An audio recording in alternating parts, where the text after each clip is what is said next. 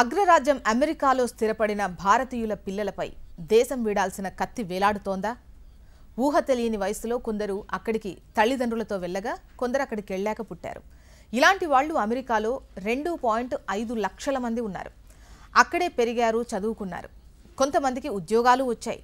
కానీ ఇప్పుడు ఉన్నట్టుండి దేశం వీడాల్సిన పరిస్థితి నెలకొంది. 21 ఏళ్లు నిండిన భారతీయుల పిల్లలు దేశం వీడాలని బైడెన్ ప్రభుత్వం ఆదేశాలు జారీ చేసింది. దీంతో ఇన్నాళ్లు తమదే అనుకున్న అమెరికాను, అక్కడే ఉన్న తల్లిదండ్రులను, బంధువులను విడిచి తిరిగి ఇండియాకు రావాల్సిన పరిస్థితి. జనాభా పెరుగుదల, అక్కడి వారికి దక్కాల్సిన ఉద్యోగాలను భారతీయ పిల్లలు సాధించడం వంటి కారణాలతో అమెరికా ప్రభుత్వం ఈ నిర్ణయం తీసుకున్నట్లు తెలుస్తోంది. ఈ మేరకు H-1B వీసాపై అమెరికాలో ఉంటున్న ఉద్యోగుల పిల్లలకు H-4 వీసా ఇవ్వాలని ప్రభుత్వం నిర్ణయించింది. ఇది పిల్లలకు 21 ఏళ్లు వచ్చే వరకు ఉపయోగపడుతుంది. తర్వాత వాళ్లు దేశం వీడాల్సిందే. అక్కడే ఉండాలంటే స్టూడెంట్ వీసా సాధించాలి, లేదంటే కొత్త తాత్కాలిక స్థితికి మారాలి.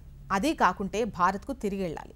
ఉద్యోగాల మీద అమెరికాకు వచ్చే తల్లిదండ్రుల వెంట వారి పిల్లల్ని నాన్ ఇమ్మిగ్రెంట్ వీసా కేటగిరీలో తాత్కాలికంగా అనుమతిస్తారు.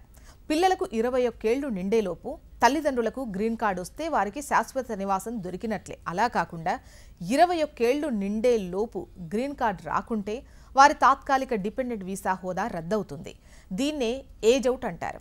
వారి పేరు తల్లిదండ్రుల గ్రీన్ కార్డు దరఖాస్తు నుంచి తొలగిపోతుంది. ఫలితంగా అమెరికా నుంచి పంపించేస్తారు. లేదంటే అక్కడే ఉండటానికి మరో రకం తాత్కాలిక వీసాలకు దరఖాస్తు చేసుకోవాలి. అందుకు వీలు లేకుంటే అమెరికాను వదిలి వెళ్లాల్సిందే.